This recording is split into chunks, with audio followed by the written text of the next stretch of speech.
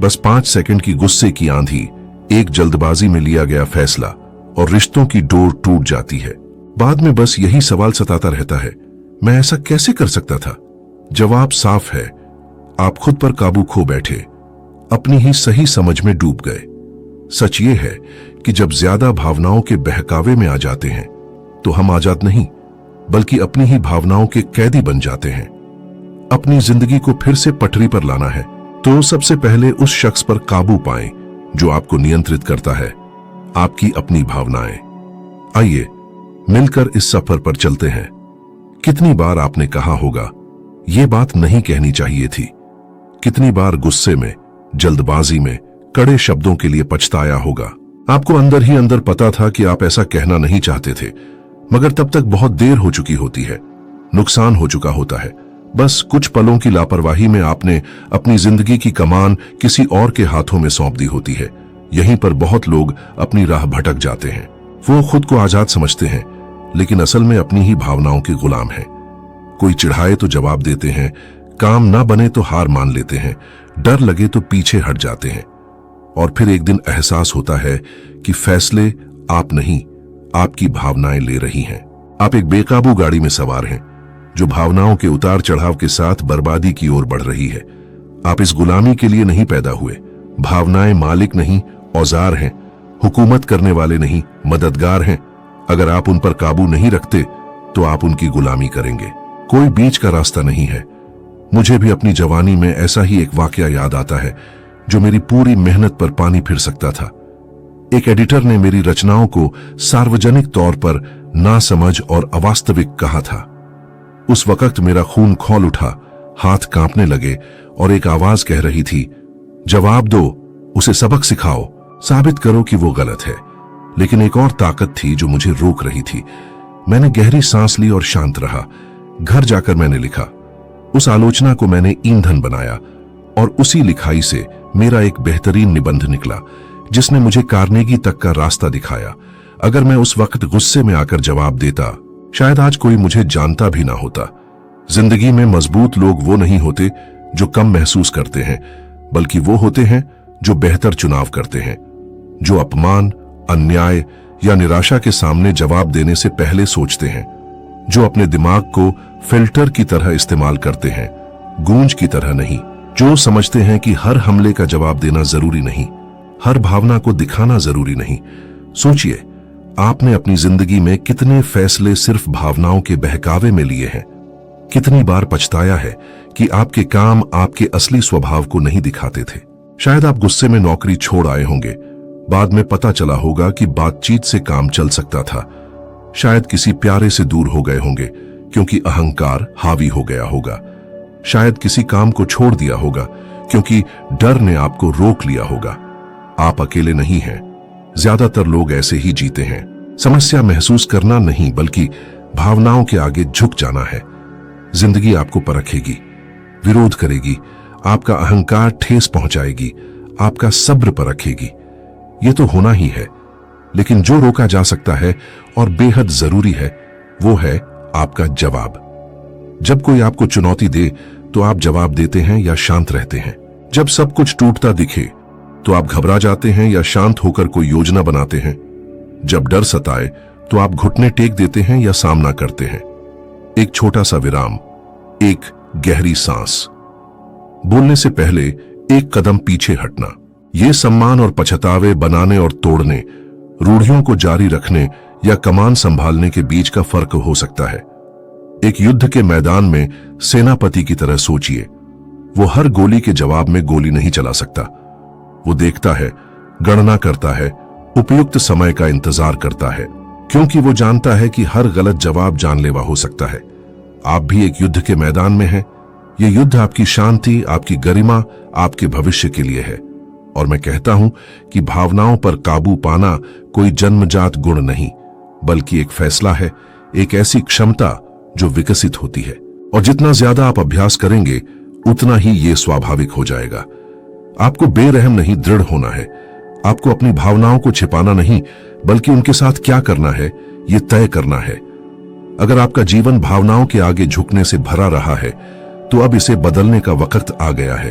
भावनाओं के बहकावे में आने के बजाय अपने ज्ञान, अपने मूल्यों, अपने भविष्य के सपनों, अपने लक्ष्य के आधार पर उन्हें नियंत्रित करना शुरू करें। भावनाएं क्षणिक जीत चाहती हैं, बुद्धि दीर्घकालिक सफलता चाहती है। आपको चुनना है और ये चुनाव अभी शुरू होता है, कल नहीं। जब आप तैयार महसूस करेंगे तब नहीं, क्योंकि शायद आप कभी तैयार महसूस ही नहीं करेंगे। लेकिन आप फैसला कर सकते हैं और ये काम कोई और आपके लिए नहीं कर सकता। आपने देखा होगा कि ज्यादातर लोग जानते हैं कि उन्हें क्या करना चाहिए, लेकिन वो तभी काम करते हैं जब उन्हें प्रेरणा मिलती है। एक दिन जोश से भरकर उठते हैं और सब कुछ बेहतरीन ढंग से पूरा करते हैं। अगले दिन थके हुए उठते हैं और कुछ नहीं करते। इस तरह उनकी जिंदगी उत्साह और उदासीनता के चक्र में घिसटती रहती है। एक कदम आगे, दो कदम पीछे, महीने बीत जाते हैं, साल बीत जाते हैं और सब कुछ वैसे ही रहता है। इसलिए मैं पूरी यकीन के साथ कहता हूं कि सफलता सबसे होशियार या सबसे प्रतिभाशाली लोगों को नहीं, बल्कि सबसे लगातार लोगों को मिलती है। और लगातार रहना कोई जन्मसिद्ध गुण नहीं है, ये बनता है। ज्यादातर लोग भावनाओं से प्रेरित होते हैं और भावनाएं स्वभाव से अस्थिर होती हैं। एक दिन आप प्रेरित महसूस करते हैं, अगले दिन बिस्तर से उठने का मन भी नहीं करता। एक दिन आप अपने हुनर पर यकीन करते हैं, अगले दिन आपको लगता है कि आप असफल होने के लिए पैदा हुए हैं। सवाल जो सब कुछ बदल देता है वो है, क्या आप अपनी भावनाओं को यह तय करने देंगे कि आप कौन हैं? मैंने दर्द भरे अनुभवों से सीखा है कि यह काम नहीं करता। अपनी जिंदगी के सबसे मुश्किल दौर में सब कुछ खोने के बाद जिस चीज ने मुझे बचाया वो प्रेरणा नहीं बल्कि अनुशासन था।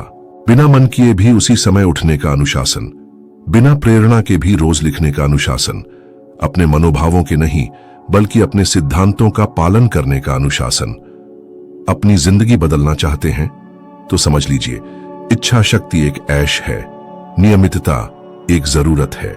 जो केवल मन करने पर ही बोता है उसे कभी भरपूर फसल नहीं मिलेगी। प्रकृति किसी के मनोभावों का इंतजार नहीं करती और सफलता भी नहीं। सोचिए, आपने खुद से कितने वादे किए हैं? सोमवार से शुरू करूंगा, अगले महीने से मैं सच में मेहनत करूंगा। और जब वो दिन आता है तो आप अपने मनोभावों को फैसला लेने देते हैं और टालने से आपको राहत मिलती है। लेकिन ये राहत धोखेबाज होती है। ये वर्तमान में आराम देती है और भविष्य में जिम्मेदारी बढ़ाती है। आप खुद को काम न करने के लिए माफ कर लेते हैं, लेकिन आपकी जिंदगी आपको माफ नहीं करती।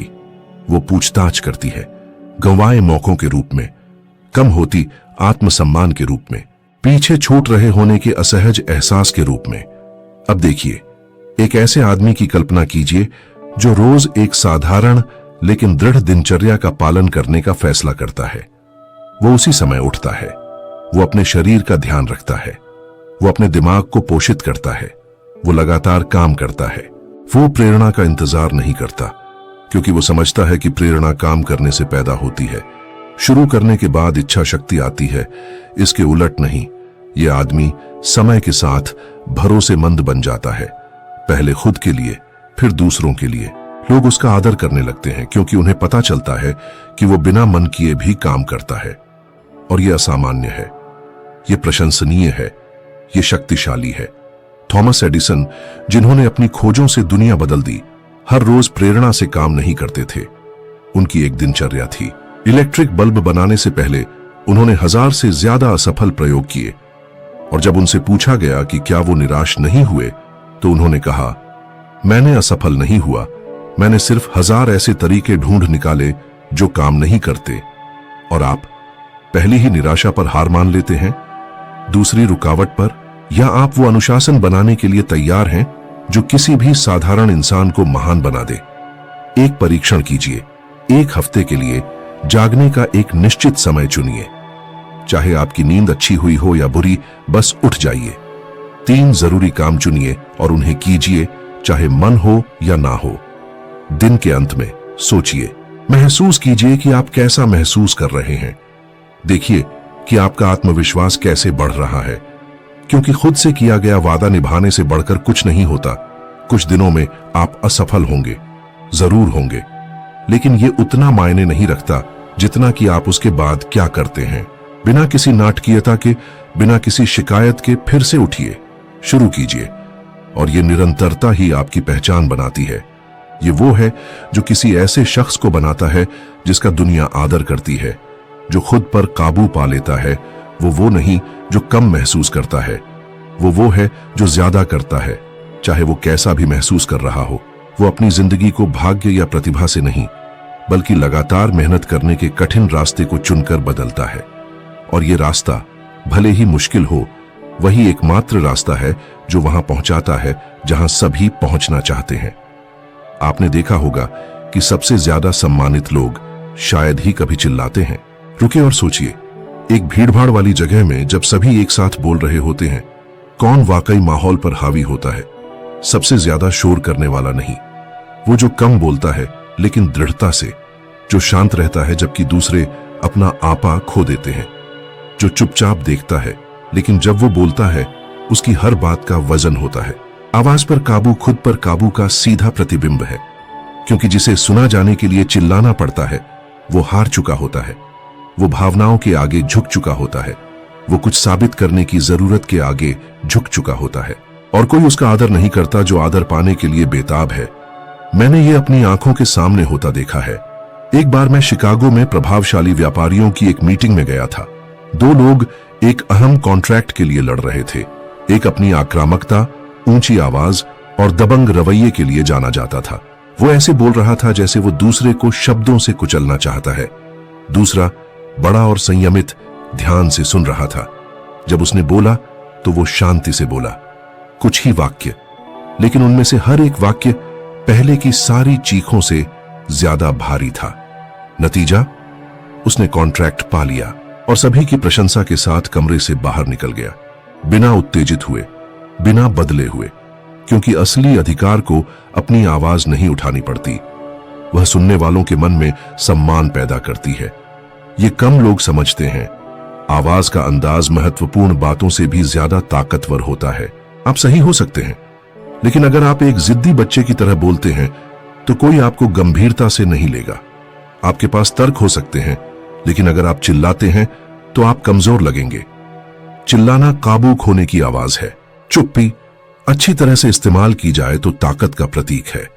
कितनी बार आप चिल्लाने, अपना मन थोपने, उसी सिक्के से जवाब देने का लालच महसूस करते हैं? कितनी बार आपकी आवाज इसलिए बदल गई क्योंकि किसी ने आपको चिढ़ाया, और आपको इससे क्या मिला? शायद पछतावा, एक ऐसी भावना कि आप किसी जाल में फंस गए। क्योंकि देखिए, जब कोई आपको चिढ़ाने की कोशिश करता है, वो आपकी प्रतिक्रिया चाहता है। जब आप भड़कते हैं तो आप वही देते हैं जो वो चाहता है। इस बात का सबूत कि वो आपको नियंत्रित कर सकता है। अब जब आप शांत रहते हैं तो आपकी शांति उसे चौंका देती है। आपकी शांति एक ऐसा दर्पण है जो दूसरे के असंतुलन को दिखाता है। ये काबू है, ये ताकत है, और ये नेताओं और नेतृत्व किए जाने वालों को अलग करता है। मैं यह नहीं कह रहा हूं कि आपको हमेशा चुप रहना चाहिए, लेकिन आपको यह सीखना होगा कि कब और कैसे बोलना है। आपकी आवाज एक सटीक औजार होनी चाहिए, न कि एक बेकाबू हथौड़ा। जितनी ज्यादा चुनौती उतनी ही कम आपका जवाब होना चाहिए। यह विपरीतता पैदा करता है, और विपरीतता सम्मान आकर्षित करती है। याद रखें, जो स्वर पर काबू रखता है वो माहौल पर काबू रखता है। एक ऐसा दृश्य है जिसे मैं आज तक याद रखता हूं। मेरे एक प्रोफेसर पर पहले सालों में एक दूसरे शिक्षक ने पूरी कक्षा के सामने झूठा इल्जाम लगाया था। बहुतों को उम्मीद थी कि वह उसी सिक्के से जवाब देगा, लेकिन उसने सिर्फ देखा, सांस ली और कहा, जब सच्चाई सामने आएगी तो शब्द बेकार हो जाएंगे। और फिर उसने पढ़ाना शुरू कर दिया। किसी को वो पल नहीं भूला। उसका अधिकार बचाव से नहीं बल्कि उसके रवैये से था। आपको हर बहस नहीं जीतनी है, आपको खुद पर जीतना है। हर बार जब आप अपना स्वर नीचा करते हैं, जब अहंकार चिल्लाना चाहता है, तो आप आंतरिक शक्ति की सीढ़ी पर एक कदम ऊपर चढ़ते हैं। और अगर आप सोच रहे हैं कि इसे कैसे विकसित करना शुरू करें, तो मैं आपको एक आसान अभ्यास देता हूं। अगली बार जब आप किसी बातचीत में परेशान महसूस करें तो अपनी आवाज धीमी कर दें। शुरू में यह अजीब लगेगा, लेकिन देखिए कि क्या होता है। दूसरे को आपकी बात ध्यान से सुननी पड़ेगी, माहौल बदल जाएगा, और सबसे महत्वपूर्ण बात, आपको लगेगा कि आपका नियंत्रण आपके हाथों में वापस आ गया है। दुनिया ऊंची आवाज में बोलने वाले लोगों से भरी हुई है, लेकिन उन लोगों की कमी है जो सोच समझकर बोलते हैं। स्पष्टता से, रणनीति से। ये लोग ध्यान नहीं मांगते, उन्हें ध्यान मिलता है, क्योंकि उनकी उपस्थिति उनके मुंह से पहले बोलती है। और ये संयोग से नहीं मिलता, ये अभ्यास से मिलता है, ये चुनाव से मिलता है, ये चुप्पी में, शांति में उस विस्फोट को रोककर बनता है जिसकी सभी को उम्मीद होती है, लेकिन जो कभी नहीं आता। अपने स्वर पर काबू पाएं और आप बातचीत से ज्यादा पर काबू पाना शुरू कर देंगे। आप अपने भाग्य पर काबू पाना शुरू कर देंगे। हर आदमी की जिंदगी में एक ऐसा समय आता है जब वो आईने में देखता है और खुद को नहीं पहचान पाता। आंखें धुंधली हैं, शरीर थका हुआ है, मन उलझन में है। आंतरिक आवाज जो पहले महत्वाकांक्षा और उद्देश्य से भरी थी, अब संदेह और डर से फुसफुसाती है। ठीक इसी समय बहुत लोग हार मान लेते हैं, लेकिन इसी समय कुछ बहुत कम लोग एक कदम आगे बढ़ने का फैसला करते हैं। सिर्फ एक। चाहे ताकत ना हो, चाहे समझ ना हो, चाहे विश्वास ना हो, और यह कदम दुनिया की नजर में छोटा सा सब कुछ बदल देता है। मुझे यह पता है क्योंकि मैंने खुद ऐसा अनुभव किया है। सालों की मेहनत, पढ़ाई, सपनों के बाद मैंने अपनी जिंदगी को रेत के महल की तरह टूटते देखा। दिवालियापन, अविश्वास, अकेलापन। किसी को मुझ पर विश्वास नहीं था, मुझ पर भी नहीं। कई दिन ऐसे थे जब मैं बरामदे में बैठता और खालीपन को निहारता, जैसे मैं क्षितिज में कोई रास्ता ढूंढ रहा हूं, लेकिन कुछ नहीं होता। कोई जवाब नहीं, कोई खुलासा नहीं, सिर्फ सन्नाटा। जब तक कि एक दिन बेकार महसूस करने से थककर मैंने जो मेरे बस में था वो करने का फैसला किया। एक पन्ना लिखना, छापने के लिए नहीं, बेचने के लिए नहीं, सिर्फ काम करना शुरू करने के लिए, सिर्फ खुद को याद दिलाने के लिए कि मैं अभी भी जिंदा हूं। और जब मैंने वो पन्ना पूरा किया, साधारण, अपूर्ण, यहां तक कि बेतुका, मुझे कुछ ऐसा महसूस हुआ जो बहुत समय से नहीं हुआ था। दिशा। अंधेरे कमरे में मोमबत्ती जलाने जैसा था। अंधेरा अभी भी था, लेकिन अब एक रोशनी का बिंदु था, और बस यही काफी है। एक बिंदु, एक इशारा, एक छोटा सा काम जो आपको ये एहसास दिलाता है कि आप अभी भी काबू में हैं।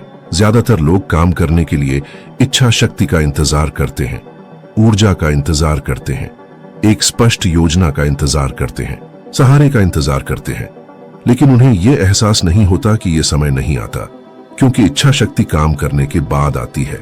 स्पष्टता अभ्यास के बाद, आत्मविश्वास काम करने के बाद। अगर आप खोया हुआ, निराश, नहीं जानते कि कहां से शुरू करें, तो मैं आपको सीधा और सख्त सलाह देता हूं। कुछ कीजिए, कोई भी काम। अभी एक पत्र लिखिए, एक कमरा साफ कीजिए, 20 मिनट टहलिए, कोई भूला हुआ काम पूरा कीजिए। मायने नहीं रखता कि क्या करते हैं, मायने रखता है कि आप सुस्ती के चक्र को तोड़ते हैं, क्योंकि सुस्ती में ही बेचैनी बढ़ती है। काम न करने में ही दिमाग खुद को कमजोर बनाता है। बहुत लोग प्रतिभा की कमी से नहीं, बल्कि ज्यादा समय तक रुके रहने की वजह से असफल होते हैं। और जितना ज्यादा समय आप रुके रहते हैं, उतना ही सब कुछ भारी होता जाता है। शरीर भारी होता है, दिमाग बंद हो जाता है, उम्मीद कम होती जाती है, और जो केवल एक मुश्किल दौर था वो एक हारी हुई पहचान बन जाता है। लेकिन एक राज है जो किसी ने आपको नहीं बताया। शुरुआत सबसे छोटे काम से होती है।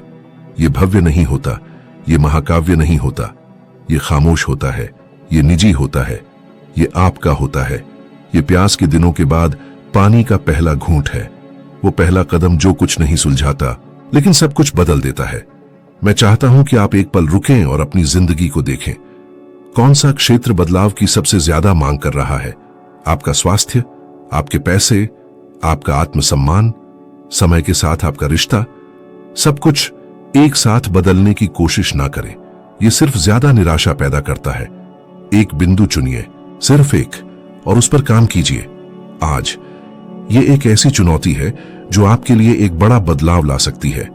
अगले 3 दिनों के लिए रोज एक काम करने के लिए खुद को वचन दीजिए। वो काम जो आप जानते हैं कि आपको करना है, लेकिन हफ्तों, शायद महीनों से टाल रहे हैं। किए बिना मन के कीजिए, थके हुए कीजिए, बिना जाने कि सही होगा या नहीं, लेकिन कीजिए। और इन 3 दिनों के अंत में आप कुछ असाधारण देखेंगे। जब आप काम करना शुरू करते हैं तो जिंदगी जवाब देना शुरू कर देती है। नए विचार आते हैं, मौके मिलते हैं, रिश्ते बनते हैं, क्योंकि दुनिया नहीं बदली, बल्कि आपने अपना हालात बदला। एक साधारण काम की ताकत को कम मत आंकिए। महान लोगों की कहानी छोटी शुरुआतों से बनती है। डर के समय में कहा गया एक हां, शक में भी लिया गया फैसला, अंधेरे में बढ़ा हुआ कदम। और जब आपको उम्मीद भी नहीं होती, रास्ता दिखाई देने लगता है, आप अपनी जिंदगी को फिर से पाना चाहते हैं, तो समझ लीजिए ये कभी इतनी दूर नहीं थी जितनी लगती है। ये एक कदम दूर है, एक ही कदम जो सिर्फ आप ही ले सकते हैं और जो आप अभी ले सकते हैं। जो काम करता है वो काबू पा लेता है। मायने नहीं रखता कि आप कितना गिर गए, कितना समय गंवाया या अभी कितना उलझन में हैं। मायने रखता है वो कदम जो आप आज लेने का फैसला करते हैं, चाहे वो कितना ही छोटा क्यों ना हो। अपनी भावनाओं पर काबू पाना, एक मजबूत दिनचर्या बनाना, दृढ़ता से बात करना और बिना मन के भी काम करना, ये सिद्धांत नहीं है, ये अभ्यास है, और रोज का अभ्यास। क्योंकि जिंदगी इरादों का आदर नहीं करती, वो कामों का जवाब देती है। अब जब आप ये समझ गए हैं, यहीं रुकिए मत।